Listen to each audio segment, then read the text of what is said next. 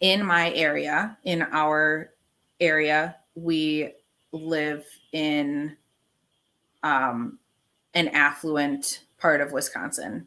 The most of the clients that I see are, they have a lot of disposable income, and when you have a good amount of disposable income and you choose not to prioritize something, then call that what it is, which is health is not my priority right now. My priority is these vacations for my family, or this extra vehicle or whatever. I'm not demonizing any of that, but it's just health is not the priority.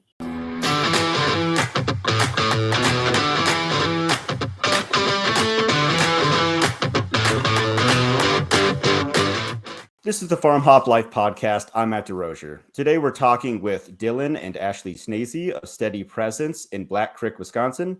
Ashley is a birth doula and a registered holistic dietitian, and Dylan is just some grunt work cheesehead she's married to. How's it going, guys? Great. Thanks for having us. Yes. Yep. It's good to finally connect. Yes. I'm happy that you guys are here. Dylan, I'm just giving you a little bit of crap. I was born in Wisconsin, so. Oh, really? Oh, yeah. Okay. That's awesome. Yeah. La Crosse. Okay. So very cool. Yeah. I looked up, I was like, oh, Black Creek. I wonder where that's at. And like all the little cities around you guys are just like made up words. I swear, like those little towns, like no one could ever say like that speaks English. Could say any of those little town names. I'm like, that's made up. That doesn't make any sense. And then you go like a little bit further out, like, oh, Appleton, that makes sense. Like, yeah. So many consonants. Yeah, that is true. Towns around us. Yeah. Who needs vowels? Whatever. So you guys moved into a new house. When did you make that move, and why did you make that move? Yeah. So, during 2020,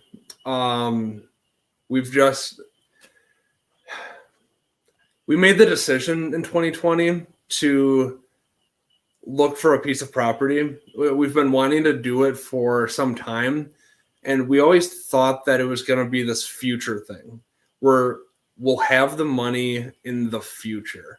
We'll be ready for this in the future. Like way down the road. Like 40s, in our 40s, that's when all of our ducks will be in a row, and that's when we'll be ready to do it. Yep. And so, the events in like 2020 just kind of pushed that roadmap up a bit. And we couldn't stand to be in the city anymore for a multitude of reasons. Like we were living in a 700 square foot house on a cement slab with a single car garage and a 1/4 acre of land, with our 2 boys who at the time, so the day we found out we were pregnant with Vinny was the day we moved into that little house. So we went from we moved in already too big for that house, but we knew we needed to use it as a stepping stone financially. And that was the closest that we could get to like tiny living in a city, because we had looked through all of the regulations for like actually buying a tiny house or living in a camper. And it wasn't legal anywhere around here. So we got this little 1950s house that was redone, and we aggressively gardened it. We had 4 chickens that we were allowed, and then the police were called when we had 7 one time, so we were back to 4. And during 2020, like April of 2020, we started raising rabbits for meat in our backyard because we saw the food shortages, and that was like the most terrified we've ever been about anything, especially looking our 2 little boys in the face and being like, okay, we don't have enough food on hand for anything because we live in this tiny house. So we started raising rabbits for meat. We turned like a whole wall of our family room into a pantry and just like put curtains over it. It looked nice. The aesthetic was fine, but you pulled it back and it was like a month worth of food. So we just started casually looking for land and feeling like we were never going to find anything, because we wanted to stay relatively close because both of our parents live in the area and are a huge help with the boys. And obviously we love them and we want to be by them. So this piece of property came up and my friend had sent it to me on a Friday morning. And she said, look at this. It's really cute. And I'm like, oh my gosh, it's adorable. The house is beautiful. It's on 5 acres, which is plenty for us. I sent it to Dylan and he says, pull the trigger. And I'm like, what does that even mean? Like we haven't gone to a single open house. Like we are not looking aggressively for a home. And I said, okay, I'll pull the trigger if you can get a pre-approval letter. And I thought that would be the end of it. How is he going to get a pre-approval letter? 4:00 in the afternoon on that Friday, he's like, well, the pre-approval is in your inbox. Can you talk to a realtor and get us a showing? So we went the next morning, put in an offer on Sunday, not really knowing where all of the money was coming from, just like trusting that this was, we'll sell everything we have. I don't know. We had no plan. Like, okay, we had some plan, but like, we really didn't know where the money was coming from. And God just like moved a bunch of mountains for us and everything worked out perfectly. Our offer shouldn't have been accepted, but it was because the people liked us. So it was a total whirlwind. And my sister ended up buying our house, so that worked out really well. And so our first day here was August 19th, I think. So it's still really new. We are always feeling like we should be doing more. And then we remember that we moved at the end of August and it's like, yeah, we're probably doing enough now. Like we're good. Yeah. Yeah. Well, 6 months. You've been here? Yeah. Mm-hmm. Wow. Yeah. Yeah, I've seen like little like snippets or whatever from your videos and whatnot, and it looks like a cool place. It's beautiful. Nice big barn. Yeah. Yeah, we plan on having barn dances in there. So we just got a bunch of lights, and the past couple of weeks I've been listening to various songs on Pandora and shuffling them over to a playlist just for the farm dances. And there you go. Yeah, we're looking forward to that. My wife and I actually got married in a barn in Wisconsin. So that's awesome. Yeah. It's the perfect place to be. We love it. Absolutely. Yeah. You guys could probably go visit and rip off a bunch of their ideas. It's the Enchanted Barn in Barrow, Wisconsin. Barrow? I don't remember. I've heard it's of like, that. Like Barron County, I think, is what the. But yeah. Anyway, so you mentioned your boys and your parents are nearby. And you homeschool your kids. That's awesome. How's that going? Are your parents involved in that? Very much so. So our kids go to my parents every Tuesday and Thursday, except for this month because they're in Alabama. They snowbird. Yeah, they snowbird. What's in Alabama? The beach. The beach. Oh. I went to visit in this past November, and it's almost like being in Florida. I mean, just a couple miles down the road from where they're staying is the Florida coast of the Panhandle. Okay. So yeah, it's a nice area. So yeah, I'm assuming they're staying with family, or you just like go have fun in Alabama, hope you make it back?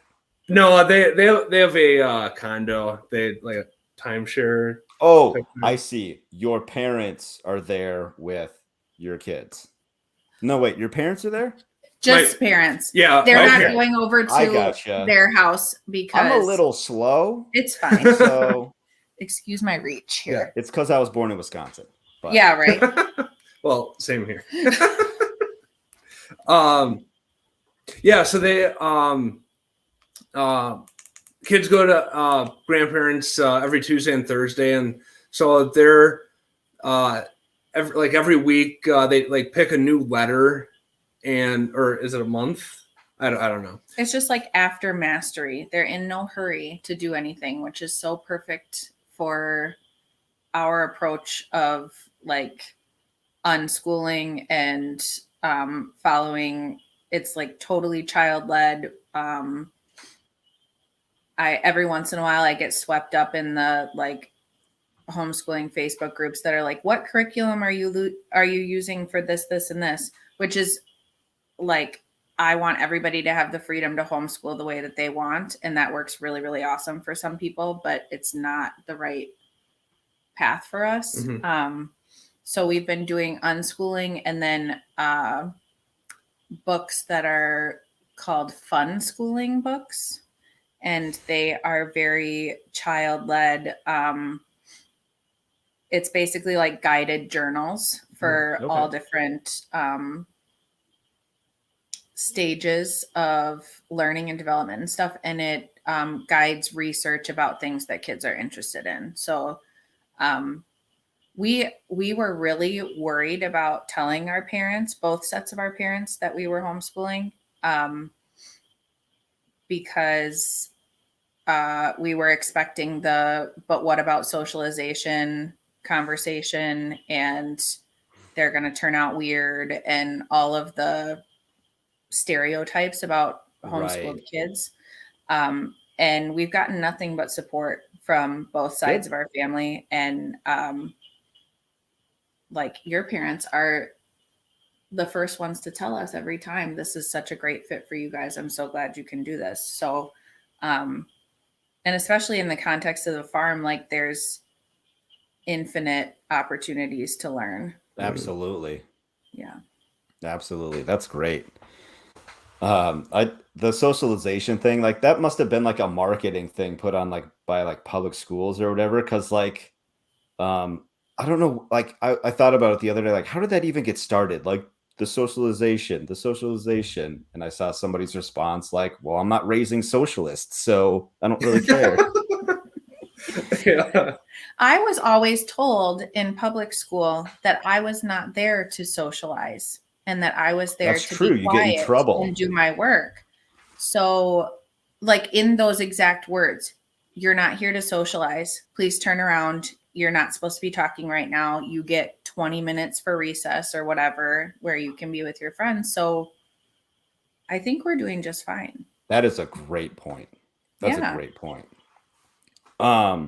So speaking about like learning on the farm, what are you guys growing this year? Are you starting anything new? So this past year we got more laying chickens, and we already had the rabbits. Okay. The new thing that we had. Oh yeah, sorry. Yeah, the new thing that we had last year were ducks, and they weren't hard to integrate into our life. They basically take care of themselves, and you just go out and fill a pond every day and flip it over at night, and you're good. Nice. And they bring so much personality. Yeah. That's my favorite part of the whole farm. Like, even if they do produce stuff for us, but even if they didn't, I would just want to have them, because to go outside and hear and you see them all coming for you with their little weird waddle. It's so fun. So fun. Ted can put them away and get them out in the morning by himself. And that's like his fun thing. When Dylan had to take a couple business trips in the fall, and he's like, Mom, no, you don't have to come out here right now. I'll let the ducks out myself.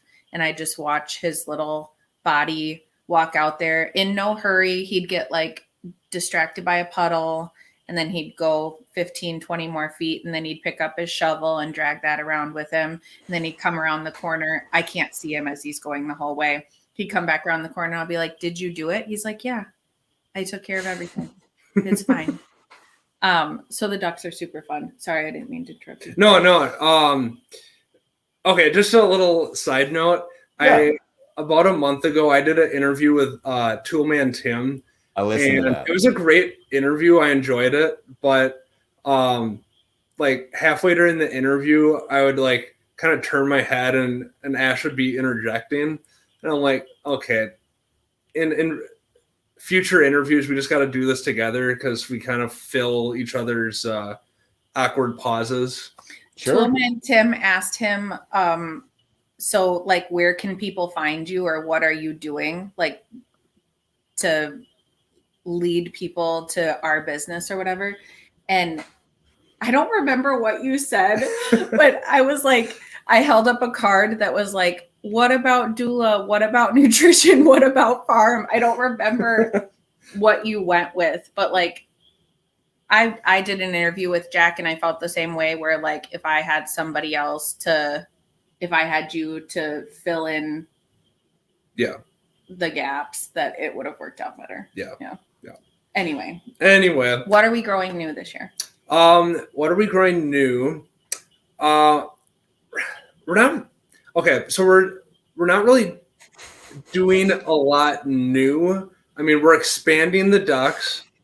We're having less chickens, and we'll talk about that later. Okay. But the gardens.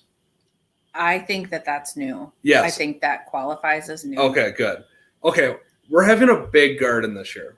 Like so 1,500 square feet, 2,000. Yeah. Wow. Yeah. I don't know. Big. Check in later in the season and see how it. Okay. So let's talk about that for a second, because I'm curious. Your penciled plans, I guess, is a 1,500 to maybe 2,000 square foot garden. Are you doing like straw bale gardening, square foot gardening, row gardening? Like, kind of walk me, raised beds. Like, what's kind of like the plan there? It'll be mostly rows, and we're gonna do sheet mulching lasagna gardens, so we're not tilling anything. We tilled for garlic in the fall because we didn't have enough time to even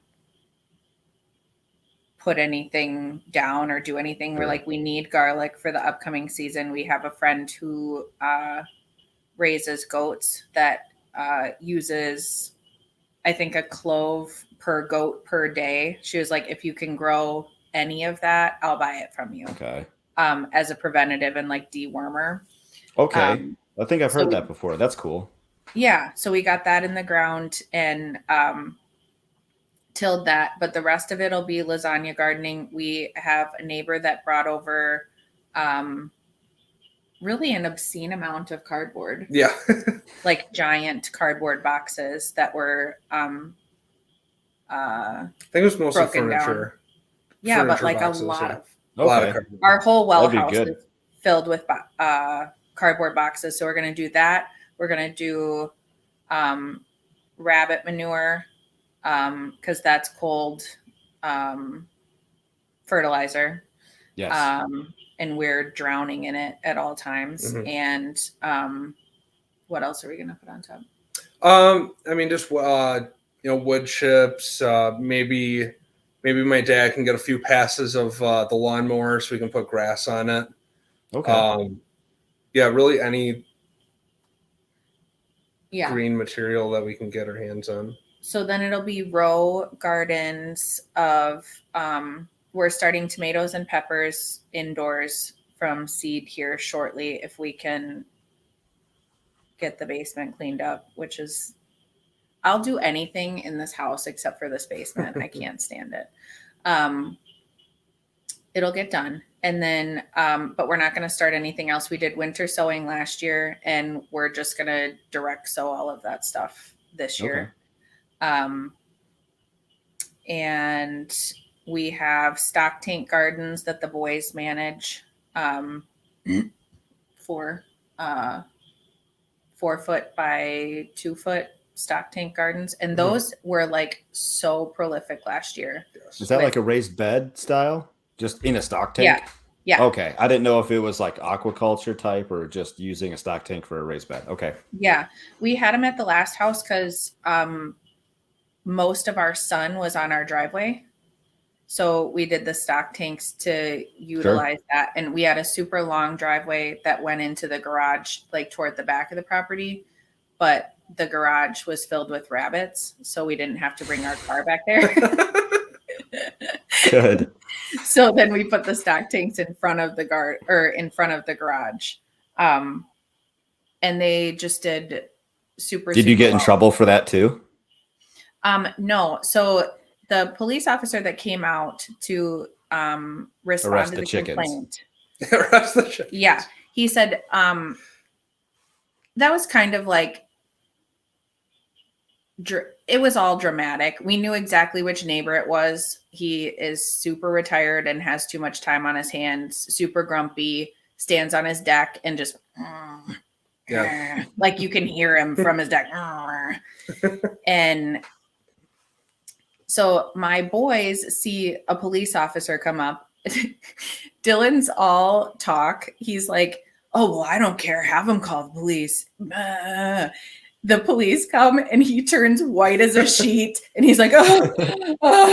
I'm like, okay, you need to go. I'm going to go get the door and take care of this and it'll be fine. I'm like, hi, officer. Yeah, I understand. It was really a situation.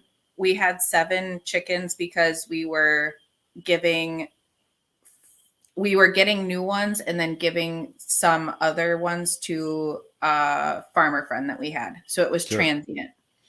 And so I explained the situation. He's like, yeah, that totally makes sense. He's like, can I see your setup in the backyard? Oh, sure. Come on back. So then he talked for like 25 minutes about how much he loves chickens and how his sister has like 25 chickens out in the country and all of them are pets and they have names. And he just thinks it's so neat that you can do this in the city, and that's totally fine. Just let us know when the other ones go. And then he's like, and then I have to come back out to close this complaint.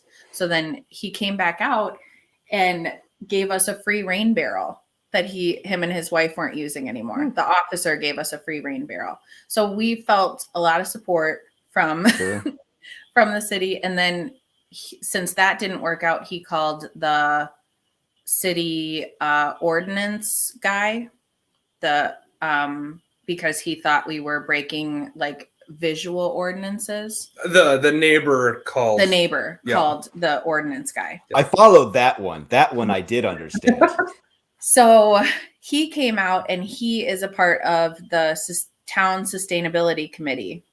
And so he was really jazzed about what we were doing. And he's like, oh yeah, the compost is awesome. Yeah, there's no limit on rabbits. So have as many as you want. Yeah, this rain catchment looks really cool.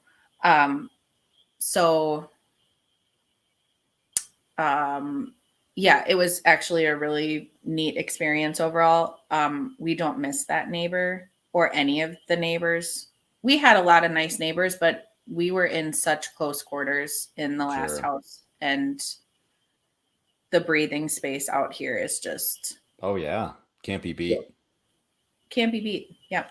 One bad neighbor can completely tear away like 10 good ones. Like it's crazy how like there's no balance in like, so it sounds like you're doing like some lasagna gardening, and I'm curious about your setup with the ducks and the chickens and the rabbits. So you've got your rabbits over the chickens, which makes sense. They let the manure like drop through and the chickens peck it up. But like, so where do your ducks fit in with that picture? Yeah. So, so a little background, the rabbits and the chickens together. Like I didn't come up with that idea. That's from Joel Salatin, and he calls it a racking house. Oh, okay. So like when I saw this outbuilding, and it didn't really have a use, and okay, so you go to this outbuilding, the obvious use is to use it for animals, and it had a door where the chickens go out, and then to get into the outbuilding, Ash rigged up a old farm door that was in the barn. So it had working hinges on it, so she just tacked that up, and really cool outbuilding. So with the amount of waste that the chickens and the rabbits produce, you need a good amount of wood chips to offset all of that waste to be able or to a bigger outbuilding. So that you have enough wood chips where every week or every 2 weeks you can go in there and completely cover it, make it smooth. True deep litter method. Yes, because what we did this winter didn't work because we didn't have enough wood chips. So all the poop just kept piling on top of each other. Which is fine in a Wisconsin winter because everything is frozen. So it's not like they're like getting all gross in waste. Yeah. So like, I don't want people to feel like we're totally mismanaging our animals. Yeah. But yeah, it didn't work out. Just from a functionality standpoint, I know that all this waste on top of each other, I'm like, okay, I'm not creating good compost here. That's what was bothering It's too much me. of one thing and not enough of another. That's right. Yeah. And then while I was out of town for work, Ash had to do the chores. And so all the stuff that I like put up with during chores, she has to deal with. Not today, Satan. No, thank you. So, I am very passionate about efficiency and not repeating steps, and the redundancy of chores when I had to take over was like, I wasn't furious with you. I was just furious with the situation. Like I was stomping around in my bogs. Like, I cannot believe he goes all the way over here to the back of the property and then stomps himself all the way back with buckets of water. Can you believe then we go in the barn? Like I was fuming just with the situation on day one. And then I get on Amazon and I'm like, okay, omelet door, because I don't want to have to go out and open the chickens up. Heated waters. Do you want to tell people what an omelet door is? I know because I've looked into it, but yeah. It is a door, a chicken door, motorized chicken door on a timer, or on a sunrise sunset light sensor. Because so our boys are almost 5 and almost 3, and doing chores with the boys with just one adult is not anybody's idea of a fun time. While he was gone, I put them in the double stroller and I rigged, I macrame. So I have cotton cord everywhere. I punched holes in the visors of the stroller, put these little cords that came down, tied my phone to the cords, and was like, do you want to watch Doc McStuffins while we do the chores? Let's go. And so you have to get really creative. We butchered chickens like a month ago. So the boys were outside for like 2 hours doing their very best playing. And that got us through like prepping everything to butcher, getting the water up to boil or up to temp, doing all the preparation stuff, but we hadn't actually touched a chicken yet by the time the 2 hours had elapsed. And that was how much time we had with toddlers before things were melting down. So we did a fire. We got them marshmallows because that's the best thing in life. And then I brought train tracks out in the garage and my laptop and put on Puff and Rock and was like, there we go. And we got more time out of it. So I guess I'm advocating for calculated screen time if you're going to farm with toddlers. They get a ton of outside time. They do their best. And then you need Doc McStuffins. But chores were terribly inefficient. So I overhauled everything while Dylan was gone. and I put, so chicks had grown out of their brooder area. So I built a That chicken run, chicken enclosure in the barn, kind of like a stall system thing with just a bunch of fencing that we had laying around. And so then we had to split the chickens up because we bought ones that we didn't realize this, but they were very aggressively debeaked. So like over half of them, their beaks didn't meet in the front. They're like, where am I? They're like this, or they're crossed over one or the other. And we had a big lice and mites problem this winter because they can't prune themselves effectively. So we moved them. So right now, all of our chickens are in the barn that have functioning beaks. And then in the rack and house, our chickens are without good beaks are in there. We wanted to isolate so that we didn't have to fight lice in the entire population. And then our ducks are in there with them right now. So it's a duck, chicken, and rabbit house for the winter. A draken house. There you go. Yeah.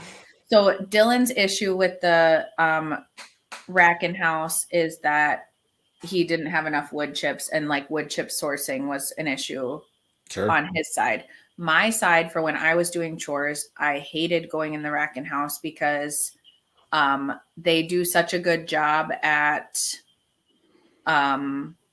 burying themselves places and going through everything that it's like climbing mountains.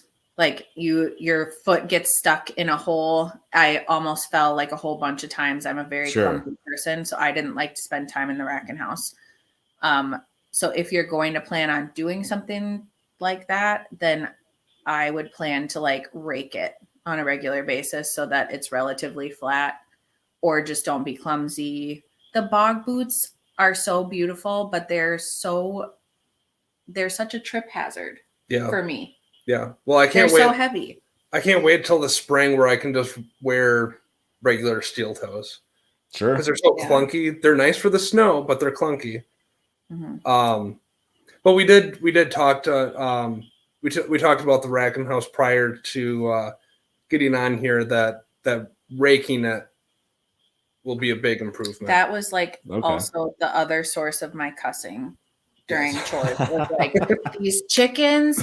It was like a foot disparity from one pile That's to a the lot. next. And there is one light bulb in the rack and house. Mm-hmm. And it gets dark here in the winter at 4:30.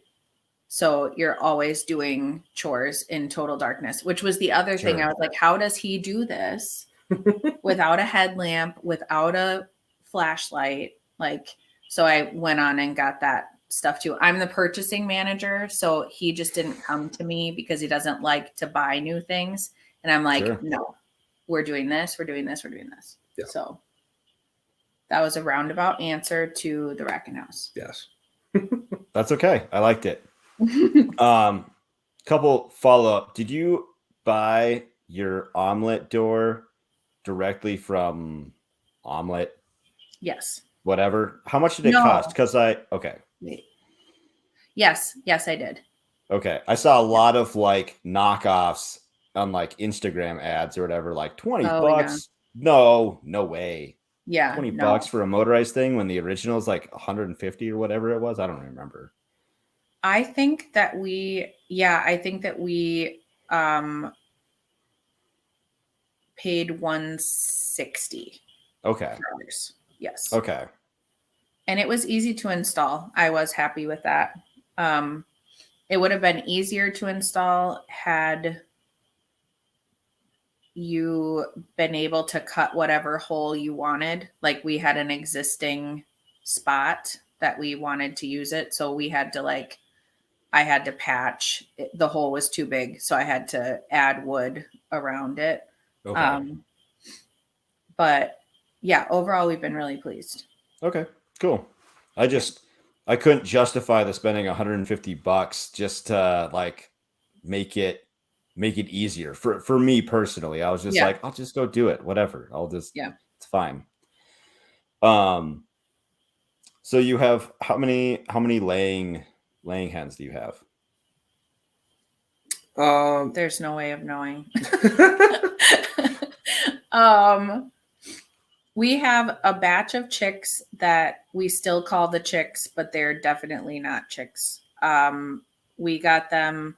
I went to a swap meet, an animal swap meet it was the end of August. We had been here 2 weeks and I went to a swap meet. It was the first time I had ever gone to anything like that. Neither of us grew up in agriculture whatsoever. My other farming friend took me to a swap meet and I was like, this is the coolest ever. Just like a million trucks making an aisle with tailgates and just like letting animals out. Favorite ever. So we were there towards the end. It ended at noon and people were like, it reminded me of cat calling. Like, hey, you, do you want some chicks? I'm not taking these home with me. Do you want them for free? And I was like, okay. We already have a brooder that we like inherited with our property. So I was like, it was like 11 chicks. Brought them home. I'm like, surprise, Dylan, it's chicks. We've never done chicks before. And he was like, okay, cool. Let's go put them in the little brooder spots. We had a lamp and everything set. And I said, okay, I have to go to Tractor Supply and get chick crumbles and I'll be right back. So then I went to Tractor Supply and their chicks were half off, which meant that they were like 50 cents a piece. So obviously I got 35 because chicken math, if I'm going to raise 11, then I might as well raise like 40 some or whatever. Pretty much. Yeah. So we have the batch of chicks, which is like the ones that made it is like 25, 30, and they're straight run. So we have some really pretty roosters in that batch. And those ones will start laying like April, May.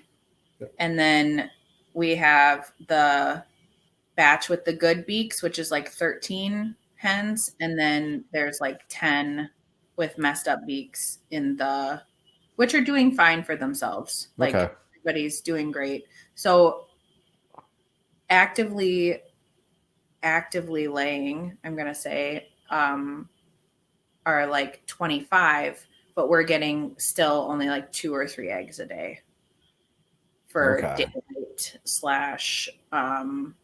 coldness, winter issues. So, and it's too much for us. We're going to focus more on ducks and minimize chickens because it's been really hard to feed them through the winter and not get anything. Like, I know that that's a very common thing that people do. We don't love to do it, especially with how high feed costs are right now. And they're just more drama. Yep. There are more health issues overall. And it's not like we've had tons and tons of issues with them, but compared to the ducks that are like completely 100% self-sufficient, they forage so well. They are up and about, like actively looking for bugs and stuff like every second of every day. They put themselves to bed at night. Like, we just want to focus more on those versus the chickens. Yeah, definitely. Yeah, I mean, something that eats a majority of its diet in grass and bugs and takes care of its own young. Yeah. That's the other thing. Yeah. Because we didn't love the chicks process. We could do it. It's a skill that both of us wanted to have. But if a mom duck is going to take care of 15 babies, more power to you. Like, I want to facilitate that. And I don't want to do the incubating and hatching. That'll be like a cool homeschool thing that we do, but Sure. not like scale production. And Fair our enough. chicken did well, but we lost like a third. Oh, wow. A quarter to a third. Yeah. Which we heard was super normal for, I don't know if it's for our area or for new people doing it. No, Yeah. there have been like 5 or 6 people that I've talked to that were like, oh yeah, that's right on the money. And I'm like, I don't want to do that. That was sad. That is sad. Yeah, it was hard. I ran 25 meat birds last year, lost one like a day or two after I got it, and then the other one got like wet, and I never like dried it off properly, and I think it got too cold, and that's why it died. But 2 out of 25 is pretty good. Yeah, totally. And so, and then I've also never had like a mite problem either, and so I don't know what that looks like. I don't know how you treat that other than like diatomaceous earth, I guess. And that's what we ended up doing because there were a bunch of natural sprays that you could put together to take care of it, but we had our issue in the winter, and so we can't get them wet for freezing. So we did the DE and like just a really large, it's like a 6 foot in diameter kiddie pool dust bath that they have now. Yeah, sure. And that took That's care cool. of things pretty well. But because also we had never had mites in our other flocks, we didn't know what it looked like. I don't get out in the winter to do chores as much. And obviously Dylan's out there every day, but he was like, everybody's molting. And he didn't realize that there was something else going on. So then when I went out, I picked him up and looked under their feathers, and there's all kinds of red, little tiny, really gross. Yeah. Like full, so you can see them with your eyes. So you can actually see like the little mites and the bugs and whatnot. Okay. I might have to look that up after.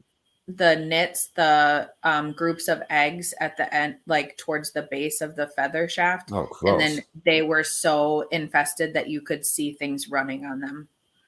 Yuck. Yeah. And so it was molting season. Like, I don't blame you for anything. But I stood out and watched them for a while, and you could tell that they were uncomfortable, like itchy. And I was able to catch one of the worst looking ones and found the mites. So then, yeah, it was stressful to know what was wrong and then be like, well, what are we going to do about it in the winter? That was an unfortunate. Right. We didn't timing lose was bad. anybody. Yeah, timing was bad. So we have a lot of obviously we've already learned a lot about what we're going to look for when we buy adult chickens in the future. Like the beak thing, I had never heard of that being an issue for anybody. And then I looked it up and people have had problems. So that would be something that we would look for. But we have Rhode Island Reds, and we really like them for our climate. And then some pretty roosters. We have a Brahma rooster that does a really good job. Yeah, he was gifted to us as a housewarming gift. Day one, we moved. We were in the process of moving our stuff, and she's now a neighbor that lives 2 streets over. She's like, here, have this rooster. And she just like brought it out of her sedan and like put it. These are your ladies now. Goodbye. Yeah. Thank you. Yeah. He's great. So you guys have like, I saw you guys posted like a egg carton collage. Like, is that how you sell your eggs? Like, is that like a marketing thing on like selling your eggs? So we have a thing in the Fox Cities called Fox Valley Hidden Rocks. Okay. And so this concept is people paint rocks and hide them around the city. And if you Okay. find a rock, let's say it's like in the landscaping of a restaurant or at a park, you're supposed to take a picture of it where you found it and then re-hide it somewhere else. And so I got this idea of doing that with egg cartons where you color on them or, write on the inside of them like a little quote or phrase that you want to see. And then sitting down with my kids doing art stuff, one of my favorite things to do when I was a kid was make collages. And so like my permaculture mind started going like, okay, I could do a collage on paper, but if I do a collage on an egg carton while I'm already sitting here spending time with the kids doing art, there's so many yields that I'm getting out of this. Yeah. Plus, when someone gets that carton of eggs from us, they're getting a piece of art, whether it's done by me or my kids, or if we do homeschooling events in the future, I'll bring out a bunch of egg cartons, a bunch of old magazines, and kids just go to town, maybe sign your first name on the inside of the carton. And we've gotten a whole bunch of people that have donated magazines to us, and you love it. Like your soul loves it. Yeah, it's just fun to do. And then knowing that that's going to brighten one of our customers' days, it's I'm looking. We haven't sold a carton of eggs with the collages yet because I started doing it in the winter. We haven't sold a carton of eggs. Yeah, let's say that. Yeah. So we're in the process of buying the house. We were 5 days to closing. Mm-hmm. Closing on the same day, the sale of our house and the purchasing of this house. And the lengths that I had to go administratively to get that process done was just like so taxing. To have all the paperwork where it needed to be, like managing inspections and all this other stuff. 5 days to closing. We're so close we can taste it. And I can't get anybody to insure our house because we are planning to sell eggs. So they weren't going to. What? Homeowners insurance asks about this. Yeah.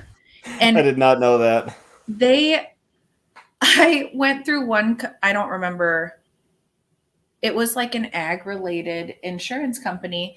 And they were like, yeah, we're going to have to pass. And I was like, well, who else do I go to? They were like, well, we don't know, but we checked with 200, not lenders, but 200 insurance providers. And everybody said no, because you're going to sell eggs. Not like, that kind of agriculture, big combine kind of agriculture. Correct. That's what, yes. Yeah. Correct. Yeah. That's who we want to insure. Yes. So, I said, well, what if we won't sell eggs then? Because obviously I need my house insured. And they were like, they kind of laughed at me like, well, that's just what you're going to say. And then you're going to do it anyway. And I'm like, well, what is even happening right now? So I went to State Farm and talked to an agent there, and there you go. It's got farm right in the title. Oh, yeah. Dang. Same thing. I said, okay, then I am telling you right now that I'm not going to sell eggs. And she's like, oh, well, then that's totally fine. Let's get this moving. And she took me at my word. And I'm like, thank you. That's what everybody else should have done. But so we sell business cards for $50 and you receive 10 dozen free eggs. Okay. So you purchase the gotcha. piece of paper and you get free eggs. I gotcha. I'm following. And so that's what we're planning on doing in the summer. If we have enough surplus, because we had a bunch of surplus during the summer months. Well, I mean, we've only been here since the end of August. So we had surplus late summer, early fall, and we wanted to fulfill some CSA members. So we gave them a bunch of eggs. And then we haven't had a farm fresh egg in a million years through the winter. So we'll be doing obviously just keeping a bunch unwashed, but then we also want to try the lime. Oh yeah, for preservation. For preserving eggs. To get us through the winter, because there's nothing worse than feeding your chickens 2 times or every day and caring for your chickens all day and then having to go to the grocery store and buy pasture raised eggs. Yeah. Like that's a no from me. Yeah. So yeah, we'll see. But that's our little workaround for insurance. I like it. Yeah, so we're hoping that the Rogue Food Conference comes to Wisconsin. We were planning on going last year, but it just didn't work out. So I'm hoping to meet, people in this space if that comes to Wisconsin. Because I was listening to a interview that Joel Salatin did with Curtis Stone, and he dropped the hint that they're going to be doing one in Wisconsin. So I'm looking forward to that. Isn't Curtis Stone up in Canada though? Yep, he's in Canada. So the people that put the Rogue Food Conference on it are Joel Salatin and John Moody. Oh, okay. Yep. Okay. Gotcha. So then maybe I can bring a couple of my collage egg cartons along. Yeah, you could get Joel Salatin to sign one. Oh my gosh! Yeah, sell it for $1 million. For $20. Yeah, there you go. I would love to see Dylan meet Joel Salatin, because your brain would explode. Yeah. Like literally. Some people get like nervous around big CEOs of stuff, or like politicians or whatever celebrities, whatever people normally fawn over. That would be it for you. Mm-hmm. He wouldn't even be able to. Yeah, it's perfect. I think that's the perfect kind of person. Yep. Mm-hmm. I'm biased, but that's totally fine. Are you guys selling rabbit manure? Did I see that? Yes. Or was it just the one sale, or are you continuously selling it? Yeah. So, we have plenty of rabbit manure. So, Rose Gardener's best friend, or Rose Gardener's dream, whatever they call it. Yeah. Yeah. So, listening to Jack Spirko's podcast, selling, just go out there and see what sells. So I post rabbit manure on Facebook Market. I don't get a lot of hits. What? What do you mean? Surprising. Yeah. So I get, call them Cocoa Puffs. Yeah, Cocoa Puffs. Yeah. They're probably healthier, huh? You know how people do those jokes on Facebook Market where they're like, brand new pencil eraser, $30, and people are like, haha, I'll take it. Or like when the lumber prices were through the roof, people would be like, one new piece of lumber, and they would be like selling a pencil, and it would be like $200. That's what I feel like people thought your thing was. Like he couldn't possibly be selling food. Sure. I hope that's how people interpreted it, and that it made their day. Yeah. Because that's how I would have felt not being in agriculture. Oh, yeah. Just scrolling like, real. Oh, rabbit manure? Oh, that's weird. Yeah. But I did get a notification, and some guy wanted to buy like 4 pounds of I think it was 4 pounds of manure. And Why I said 4, not 5, or like 4? Why 4? Yeah. That's kind of specific. It may have been 5. But when I filled up the bags, I came out to like 10 pounds, and because it's in the winter and the manure is heavier because it's not dried out, I'm like, whatever. I collect buckets of this stuff anyway, so I'm just going to be pitching it into the garden anyway. So where did that person live that bought that manure? So I said, I can just stop by the farm and pick it up. And he said, well, where are you? And I'm like, I'm in Appleton, Wisconsin. And he said, oh no, I'm in South Carolina. So he did a Facebook Market with shipping post for manure. All right. And then what happened? So I work from home during the day. So Ash does all the running kids and errands shtick. And so I said, okay, you have to take this rabbit manure to the... I'm going to Target. I'm going to drop off the boys at Grandma and Grandpa's, and I have like 2 other work-related tasks. And Dylan says, yeah, and just grab that bag of manure and bring it to the post office. Here's the address, and you can send this to this guy. And I was like, okay, whatever. Like, I'm used to this and I get it, but like the average person is not used to this. And if you're going to be the weirdo that sells manure, then you got to go to the post office. Like, that's it. I'm like, true. Okay, I'm going to bring it. It'll be fine. I get to the post office, and how had you packaged it? I don't remember. You packaged it in clear plastic bags so you can clearly tell that it's a bag of poop. And there was nothing holding it. So I didn't know that was the way it was packaged. So I would have had to gone into the post office being like, hey, here's some poop. Gotta ship it. And then put it onto the scale. Like just poop. Like almost like raw. Yeah. Yeah. And the post office is packed all the time. There was a line out the door.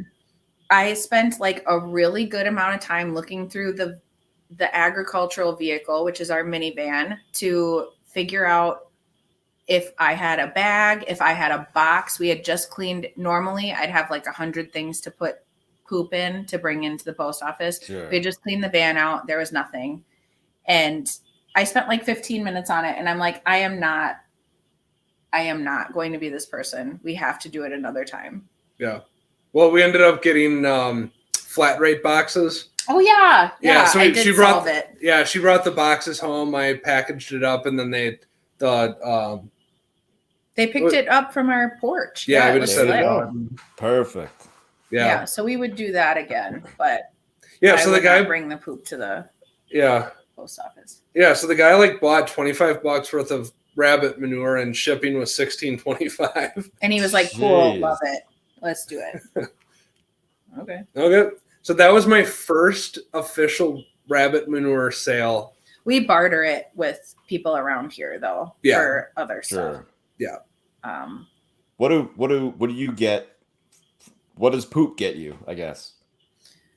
Last year, I'm just curious. Who did we barter with? Carrie for plants. Yep. So our friend Carrie is an herbalist. Nice. We moved out here. We wanted to be in Black Creek for the community because we knew people that lived out here already. So for this house to come available and be in like the country neighborhood that we were hoping for was like an extra bonus.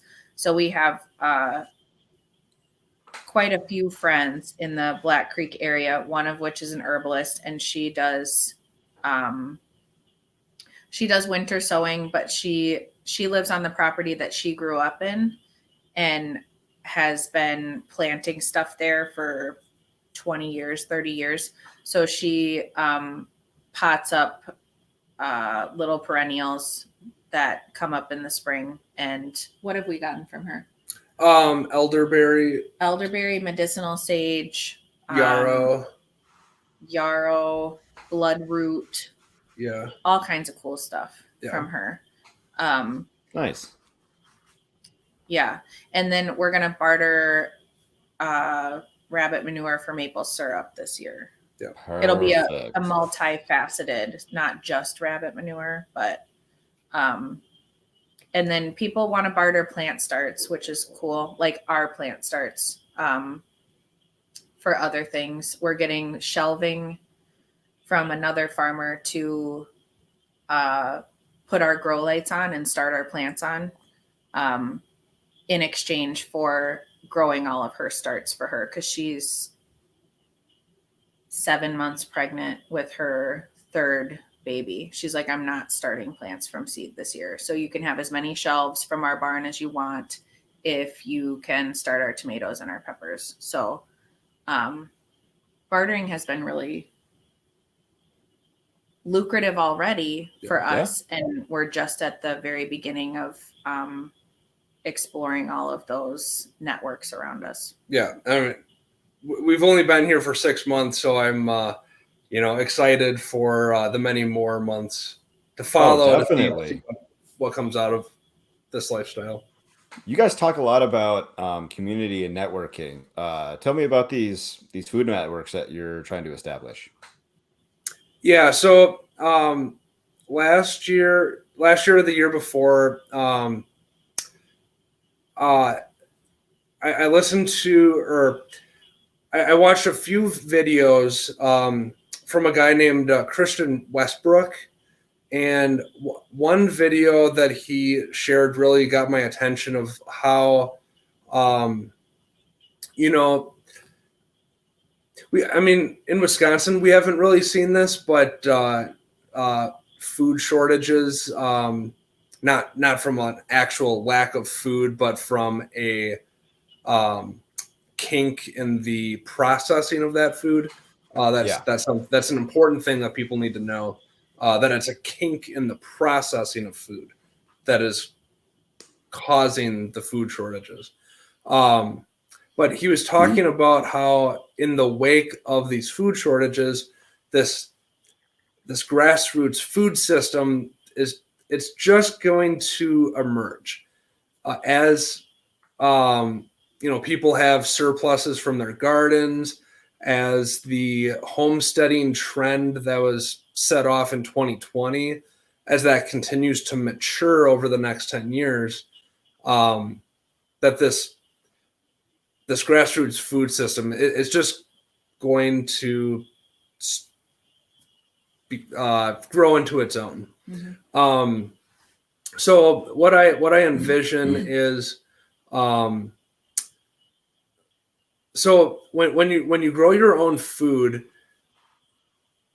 you're responsible for starting the plants. You're responsible for putting them in the ground, caring for them through their life cycle, and then the end of summer hits, you're wiped out from gardening, but now you're expected to preserve all of it.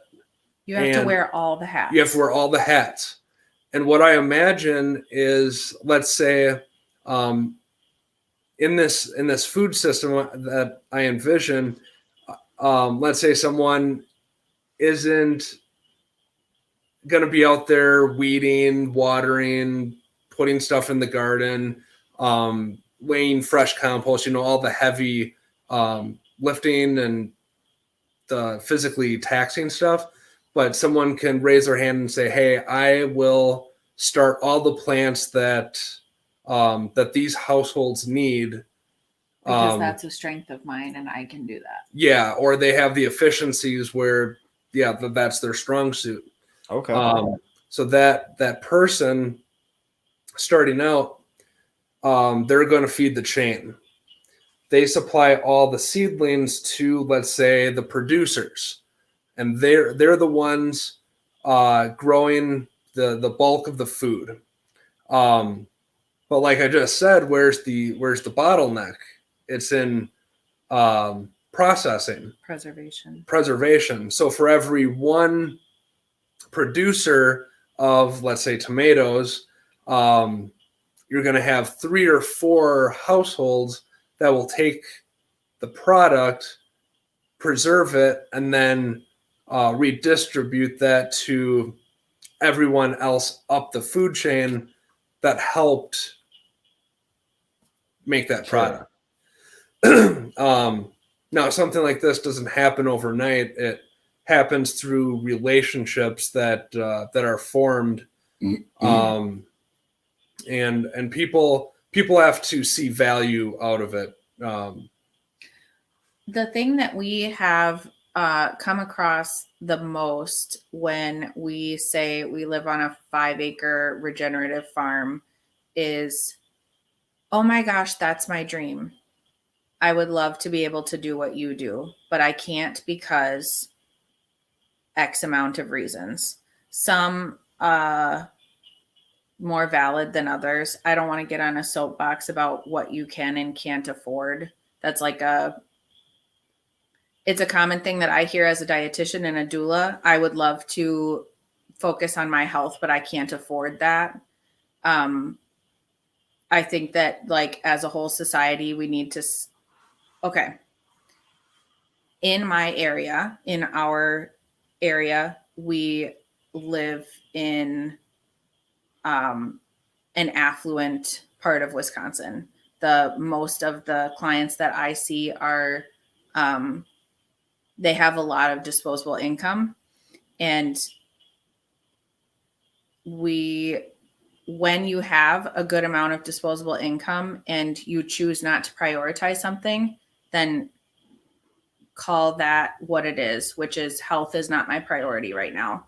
My priority is these vacations for my family, or this extra vehicle or whatever. I'm not demonizing any of that, but it's just health is not the priority.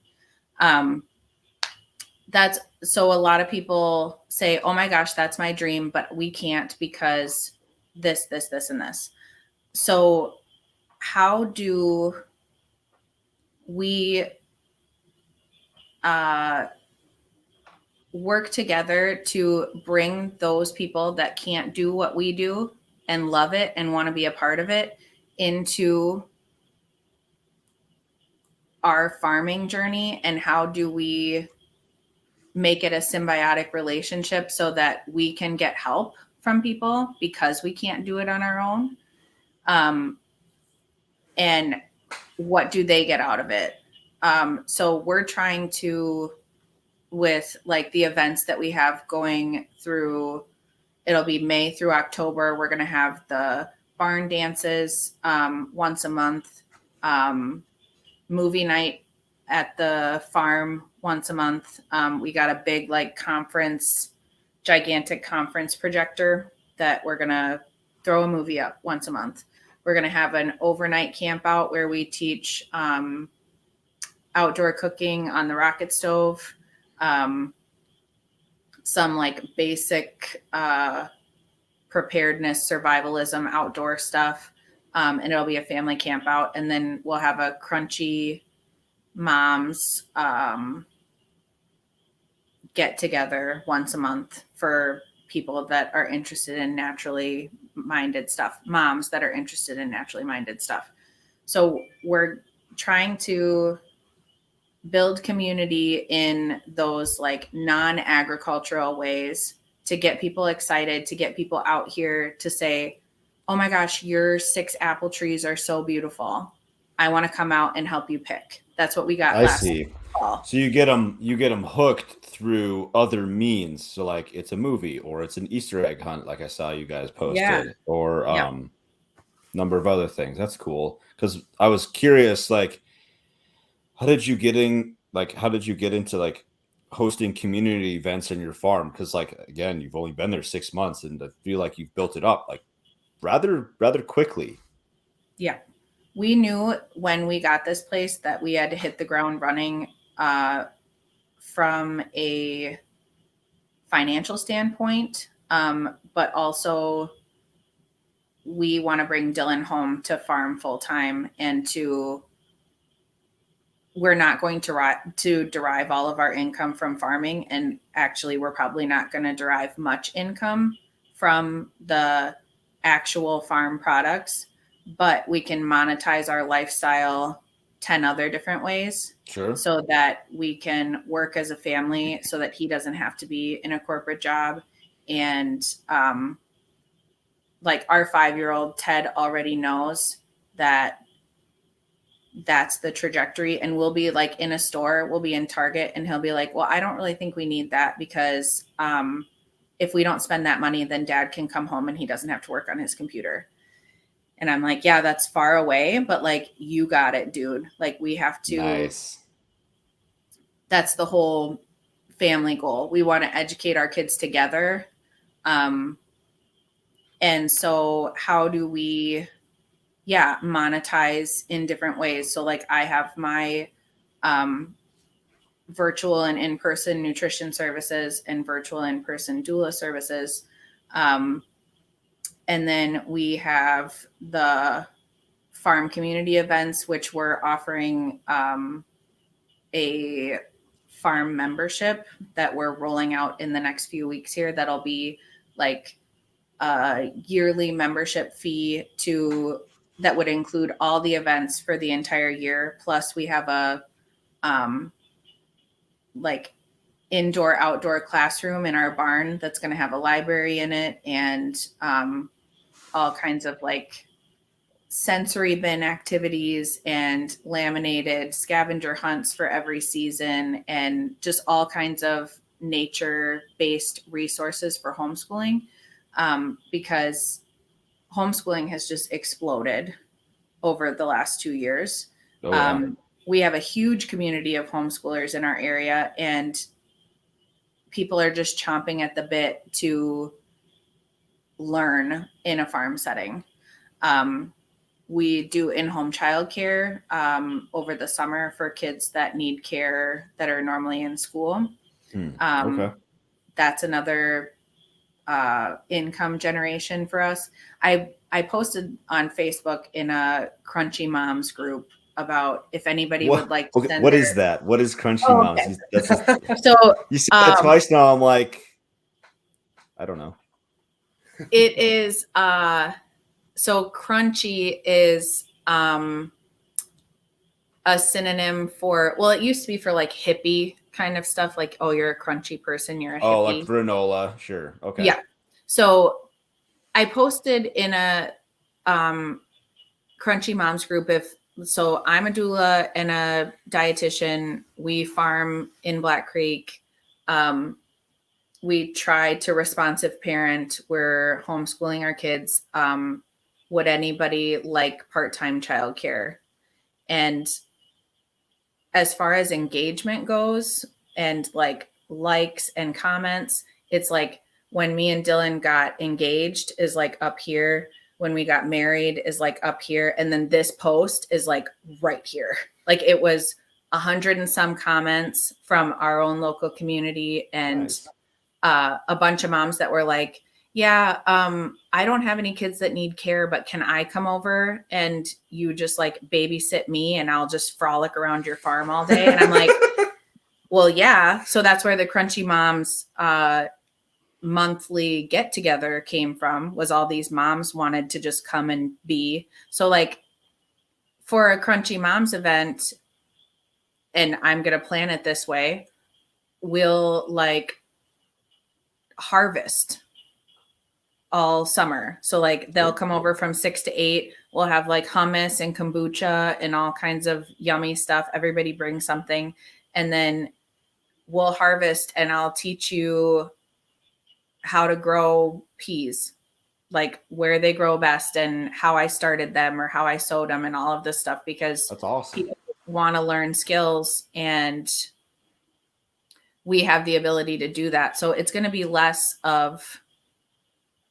for monetization for us, it's going to be less of selling our food and more of just us being able to produce our own food. And our monetization is building community and teaching skills. That's very cool. Yeah. It'll be really awesome. Yeah, and you brought up a good good point about kind of expanding on the value for value. I don't want to say the word transaction, but exchange. I used to work at a garden locally. It was when I first started getting into organic gardening and understanding that lifestyle, and like, okay, I need to get my hands on this and experience it. So I started volunteering at this garden. But what I noticed is I'm putting in it was 4 hours on a Saturday during the summer, and I would lead various groups to do tasks on the farm. And what I'm noticing is that I think you're supposed to feel that you need something from that experience, and if you try to explain that to someone for being it was a not-for-profit. It was a not-for-profit. It was volunteering. But if you told someone that said, I kind of wanted to like leave there with like a couple peppers and a bag of carrots, that's selfish. That's selfish. That's greedy. Why would you expect that from a nonprofit? And I'm like, well, I had stopped doing it. I stopped volunteering. Like, life happened. If there would have been value for value exchange, maybe I prioritize that and make it a part of my life. We want to build sustainability, and we want sustainability so that we're not like asking for free labor from people. Exactly. Without anything in return, and so that they feel motivated that they would like to come back. Right. Exactly. Yeah. Not saying that volunteering is like, it's great. It's great. It's not. Okay. So I worked for a not-for-profit for forever. And, for like, since I was 14 till I was 25. And the, turnover rate in a not-for-profit is crazy. Like the employee turnover rate, because you're there doing a job for not the money that it's worth. And that's okay for a little while. And then it's not. And you go somewhere where you get what you should be getting. Or Sure. in a not-for-profit, and I'm speaking in generalities, this was my personal experience with this one. Everybody that wanted to be there for the good of the cause was just like bled dry.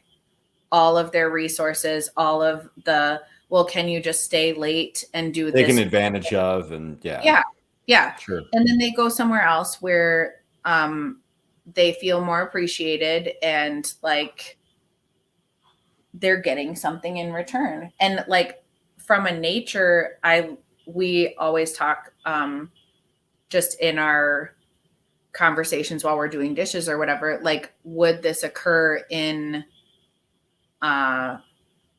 nature where somebody would do something for someone without receiving anything in return? And that's really not the case, because in village living, yes, you're going to do something nice or extra or out of your way for somebody, knowing that they'll have your back at a later time, like the same way that country neighbors are. Like, it's with our friends across the street. We got this huge heavy snowfall and we have no equipment to deal with it, except for a shovel. So Dylan was out that day with his shovel, just trying to do his best while he was super, super ill with a cold. And Haley across the street goes, Tell him to stop. Josh is on his way. Please tell him to stop. So he brought his whole tractor over and plowed us all out. That we didn't give them anything in return. Right. And that feels really weird for me as not a country neighbor person, not being raised in that. And Haley always says, I know you guys would do the same for us. I know that we have each other's backs and that we've got each other. Like that's what village living would be. So there really isn't even though like you were saying transactions, even though it's not I'm going to give you this and then you are going to give me this and it's going to be of equal value and then we both feel good. There is a give and take in most relationships. And when you are in a not-for-profit, there is not give or take. You are always giving and that's nice of you. Right. Right? Yeah, exactly. Yeah. So we want value for value exchange. And in our market around here, people are super excited to learn. And they're very overwhelmed by which we're new to gardening relatively. Yeah. We just started our own seeds last year, but the year before I wasn't involved in the gardening process at all. It was too scary. What do you mean plant a seed? Like that's abstract and I don't know what you're saying, so I'm not going to do it. Like we were just talking recently about how people around here are terrified of seeds. They want plants to start with. Sure. And Maggie said one time, one of our friends was like, that's the most backwards thing ever because you pay $3 or $4 for the tomato plant and you paid like 5 cents for the seed. Like, what are you going to lose if you just plant the seed and see what happens or do your best research and then pray over it and that's it. But people want to learn, adults want to learn, their kids want to learn, and people are really passionate and excited about the farm setting as the facilitator for that. Yeah. Very cool. Are you guys in a CSA or did you start a CSA or something like that? We started a CSA to get our farm off the ground. So we used the CSA money for purchasing the farm and then beginning infrastructure, fencing and stuff. So we have 5 CSA members right now, and that's the most that we're going to take probably for this year. People were really generous. We were like, we don't have anything to give you right now, but if you contribute to us, if you feel passionate about what we're doing now, we will provide you with food as soon as we are able to. And people were like, yes, let's do that. So we are still providing our 5 CSA members. It was a CSA card, so you got to choose the value and then you would get 10% more than what you paid in actual food. Yeah. So it was really good for the purpose that it provided. Yeah. It's really hard for cash flow purposes because by definition you get the money up front and then you, for however long you need to produce after that.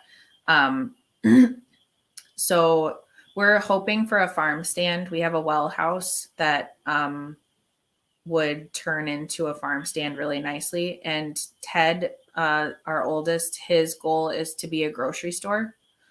So we're working on that. He doesn't want people to have to ever go to the grocery. They can just shop at the farm for everything that they need. And I'm like, I agree, dude. I don't think that's ever going to be what this looks like, but I love you for all Who of knows? Yeah. And if, I mean, like, he could I don't know, outsource a couple things to like nearby farms or whatever, then, you know, that's part of like your community thing. You could learn about that. That'd be cool. Mm-hmm. Yeah. So he wants to do a farm stand trailer this year, and he stayed up one night like in November and was like chatty, wanted to talk about everything as we were laying in bed. And I was like, buddy, you really need to go to bed. And he's like, I know, but what about gardening? And I was like, okay, what about gardening? And he was like, what kind of seeds are we planting this year? And I said, we're probably going to do the same. He loves to grow kale in his stock tank gardens, and radishes are his two favorites. That is so weird for a 5-year-old. Yeah, I know. I'm just going to say that. That's so weird. I know. He's like, well, I want to grow corn this year. I'm like, okay, do you want to grow sweet corn or popcorn? Both. Okay, sounds great. Mom, do you think that they have black popcorn? I don't know. Let's find out. So in his stocking, he got black popcorn seeds. That's and cool. Sweet corn and all of this other stuff.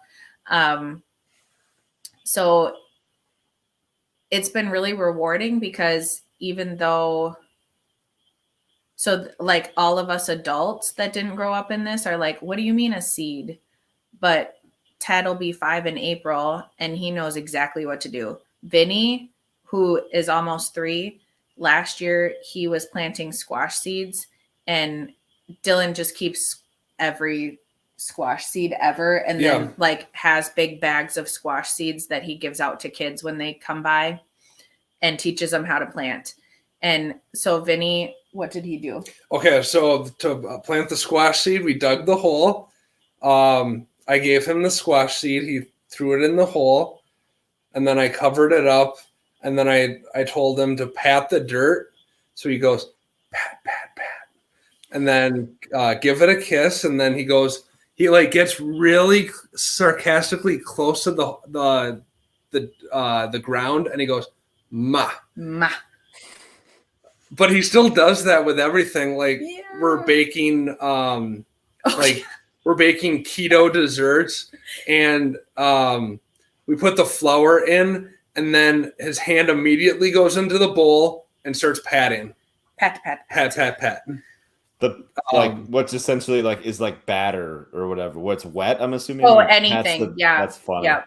Yeah. All parts. It's not for the faint of heart as a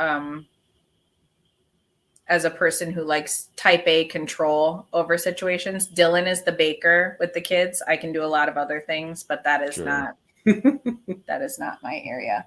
But yeah, so he was like 2 last year, and he was planting all of his seeds, and those little baby hands with the seeds, and he'd have them in his pockets and just like pull them out every once in a while. And but we're already making a difference, and we're seeing it because our kids know how to plant seeds, and they know what grows in season. Like literally, I did not know that until 4 years ago. Yeah.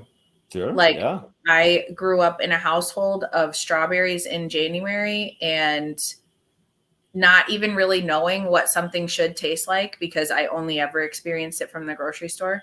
My beautiful mother is like, we grew strawberries at our last house, and she was like, I don't know about, like, I just don't like the taste of these. I prefer the grocery store when they have some white on them. And I was like, gross. Yuck. What? Who That's are disgusting. you?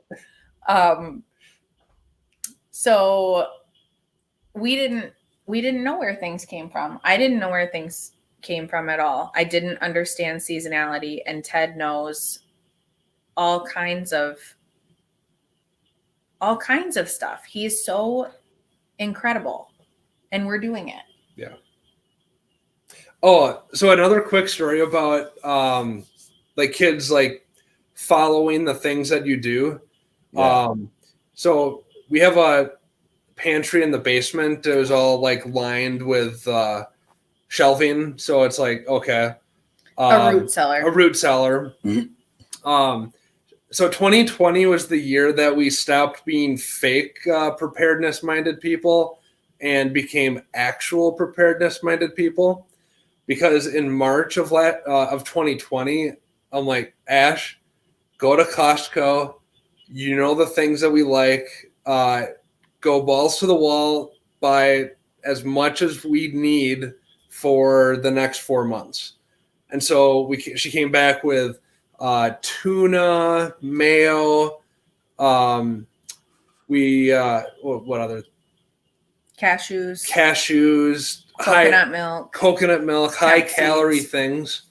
And so 2020 was the year that we got into pantry management.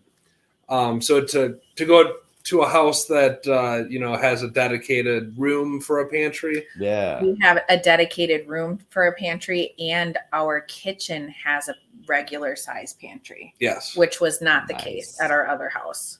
Yeah. It was like 4 cabinets, and that's all you get. So we're just like in luxury now. Yeah. Yeah.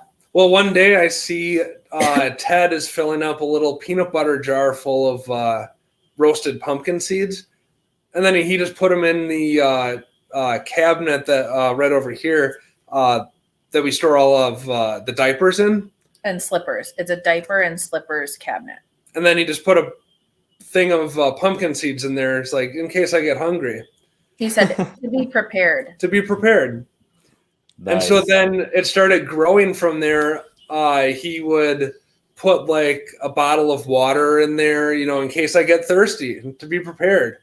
And then he just started taking cans from our pantry downstairs and putting them into his pantry. This is my pantry, Mom. Yeah. This is funny. And now we have an actual like stand over here, a cabinet. So he filled his pantry. Yeah, filled it. And then every time I come home from the grocery store, he says, can I have one of those for my pantry? I don't have that in mine. And I say, sure, you can have that. So then I had a cabinet full of macrame stuff. And one day he said, I came in and all my macrame stuff was strewn all over the place. I'm like, dude, what's going on? Well, it's really cool, actually, Mom. I ran out of space in my first pantry. So this is my second pantry. This is our food if we can't get to the basement pantry or my first pantry. If something happens that we can't get to both of those things, then all of this food is in here. And so I'll be making a recipe and I'll be like, hey, Ted, can you check your pantry for this, this, and this? Oh, I would love to. And he comes up in here. Well, what shape pasta do you want? Do you want this shape? No, I don't need spaghetti. I need the swirly ones. No, I don't have any of that in there. I'm going to have to go downstairs. It's the cutest. Yeah. And it's actually really helpful because it's super helpful. 50% of the time he comes back with what you need and you don't have to go to the basement. Nice. He should do a TED Talk. Yeah. Yeah. Right. Well, his name. Yeah. Okay. Yeah. We discussed that already. So what motivates you to grow your own food then? Ash, go ahead and take that one. Honestly, at the beginning, it was like overwhelming anxiety about not being able to feed our family. Like it always seemed like optional up until 2020. Like, oh, it would be really nice to grow this or that or provide this for ourselves, but we can't do that. We live in a neighborhood. We can't do that because the list of things of like not taking that plunge into like truly trying to be self-sufficient or like community sufficient. And then 2020 came and it was like paralyzing fear that we were not going to be able to, should something happen, because I didn't think something could happen up until 2020. Should something happen, we need to be prepared. That's it. So that's where it started. And then you can't live in fear because it'll kill you. And that's like another theme of 2020 for us was like it started in fear, and then you get more and more information. You get more and more information, and then you whittle that down to what you can actually apply to your life, and then kind of tune everything else out. Yeah. And that has been a long journey. A lot of what happened in 2020, like I internalized and like followed it. I followed all the news stories. Yeah, no problem. I wasn't watching a lot of news, but I was, I was listening to my podcasts and really like keeping track of what was going on.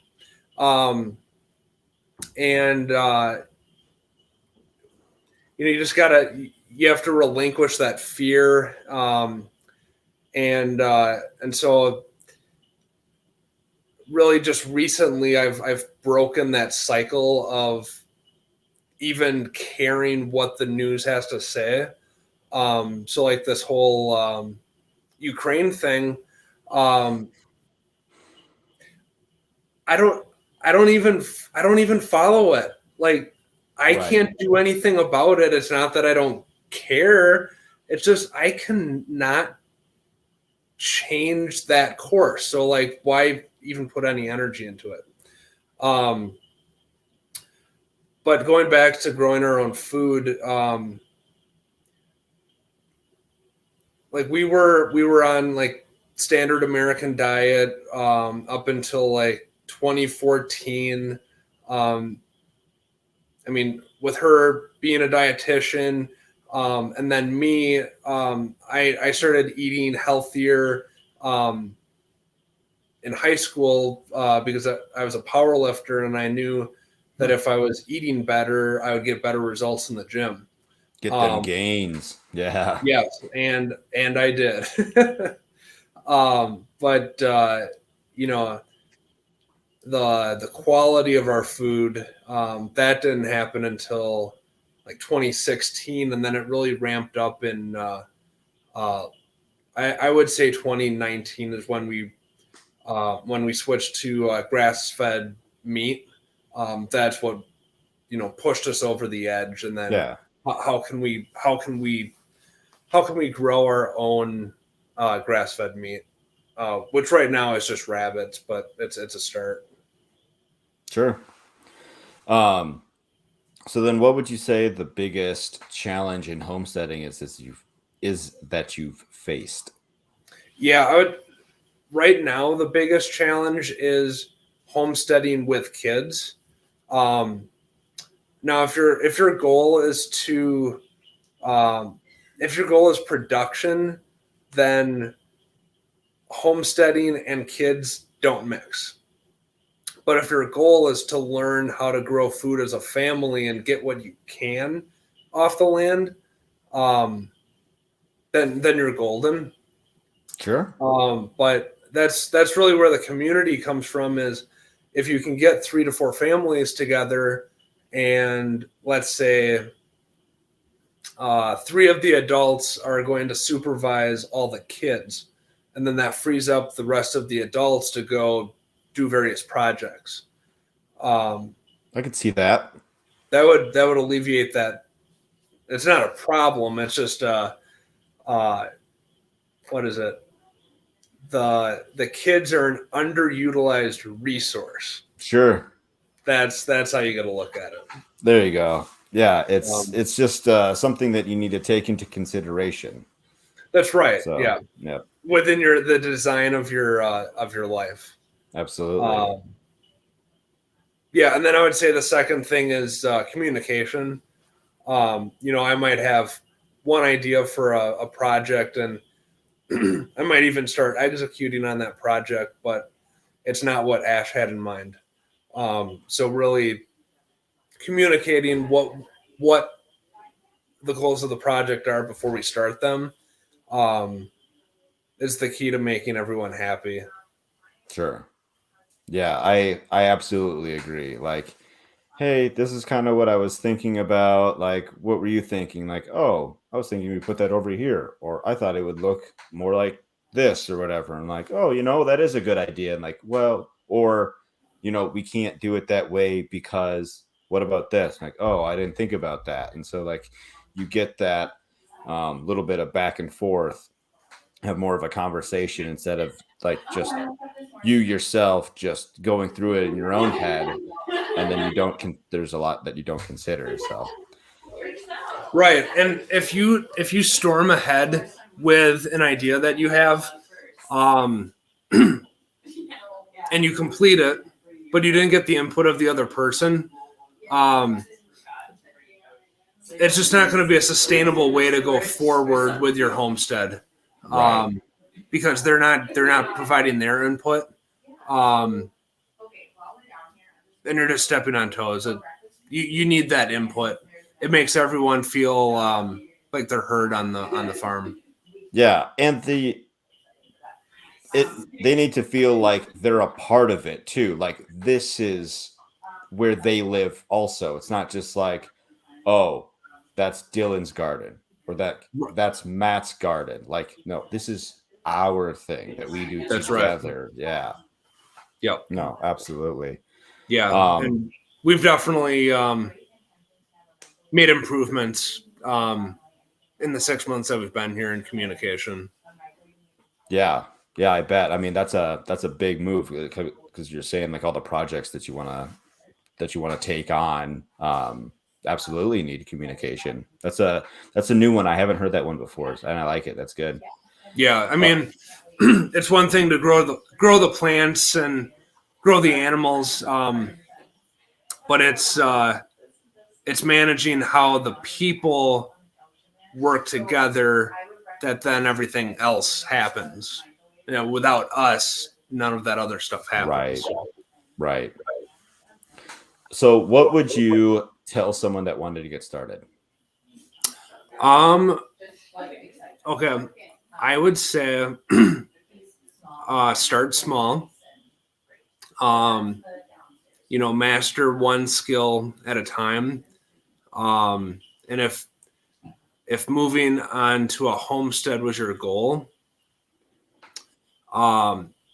visit some local homesteads, local farms, get your hands dirty.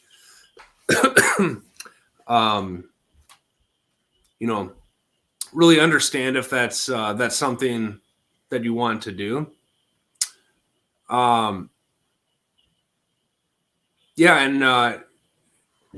starting to put those skills into practice before you actually move onto the homestead. You can still have that homesteading mindset without being on land. Sure. Yeah. And make those connections to, I mean, I don't know anybody that couldn't use a hand, like in doing anything, Right. Prepping for the upcoming season, harvesting for the current season, like, just literally anything. Like, hey, by the way, we're going to start seeds. Would you mind helping or whatever? Like it's even people that just backyard garden and don't sell anything, that they keep it all. And then whatever they have left, they just throw to their chickens. And like, seriously, everybody could use a hand. So. Right. And it's funny. We have a friend, she was inquiring about what kind of, or where we get our chicks. And that kind of led down a conversation of, well, why don't you come to a swap meet with us? And she said that she was kind of nervous about going to the swap meet. And so that I just started thinking about like, well, this person is a successful professional in their own right. They're a chiropractor.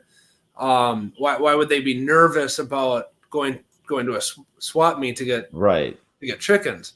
And I have to remember where I was, like in 2016, I was intimidated about getting 4 chickens to have in the backyard. Oh yeah. so understanding where people are in their journey and trying to help them along. Yeah, it's kind of neat to be, that I don't know if trailblazer is the right word, but You're kind of like their lifeline to this whole other world, kind of like I'll just walk with me. Like no one's gonna know that you've never done this before. Like we're just walking around looking at stuff. Like it's gonna be okay. Like right. Yeah, kind of like in 2015, 2017-ish, I started following, I'd say the two people that had the most impact on what I'm doing right now is Jack Spirko and Justin Rhodes. sure. Yeah. So, they are those guys earlier in their life. They found the path that was right for them. Mm-hmm. They got situated in their lifestyles, and then they started bringing people over to their lifestyle by showing that people what they do. So now I'm influenced by them, and I get situated in my area and show people what I'm doing, with the videos that I'm creating. Yeah. And now it's kind of cool to be like, I'm that next stepping stone for other people. Yeah, for somebody else. Yeah. Yeah, that's pretty cool. Yeah, that's kind of I'd say the biggest reward out of all this is who's in the wake of our footsteps. It's cool. Yeah. It's kind of a cool feeling. At least that it's a possibility that someone could be like, oh wow, look at Dylan. Like that you're somebody to somebody, I guess. I don't know how else to describe it, but like, I don't know. Could be. Yeah. And I would say the once kids and children start saying, hey, I learned these things from the Schnese family. Oh yes. That's going to be cool. Like all the kids that are like 7 or 8 right now, and then they come and do homeschooling stuff with us, in just 10 years, those kids are going to be adults. And to say that our journey was a part of their journey absolutely that's really cool.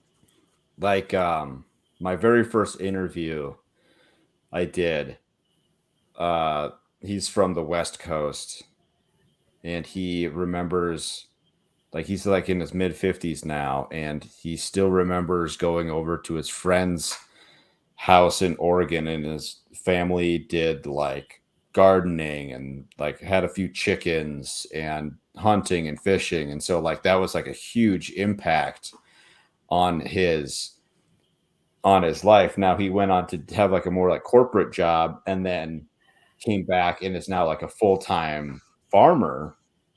But that was something that he always carried with him for the next 40-50 years. So Right.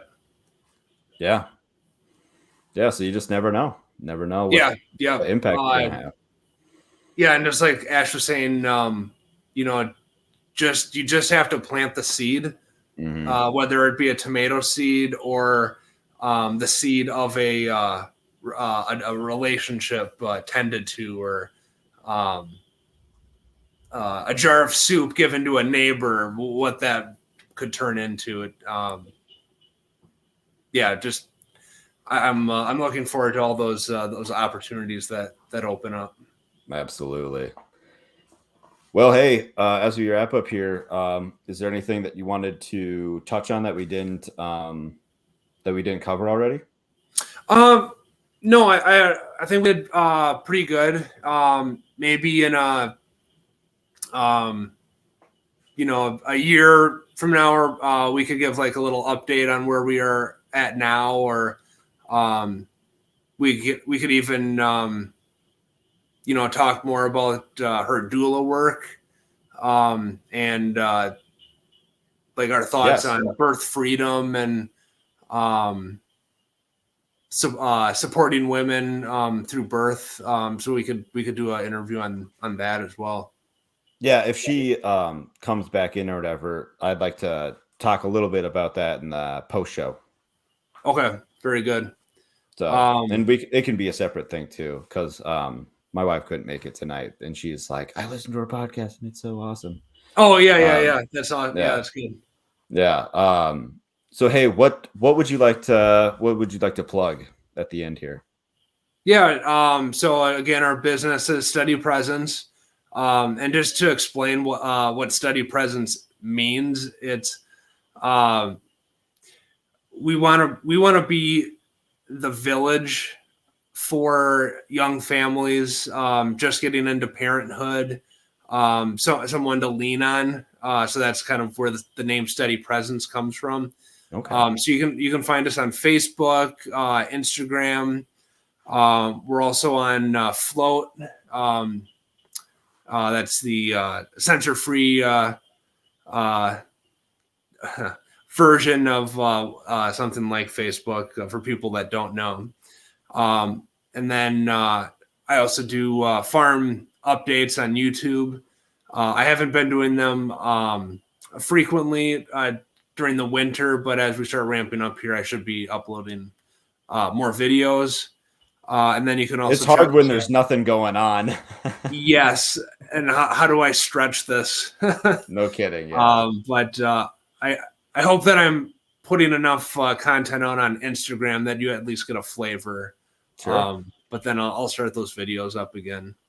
But you can also catch us on our website, www.steadypresence/ what is it? Yeah, steady-presence.com.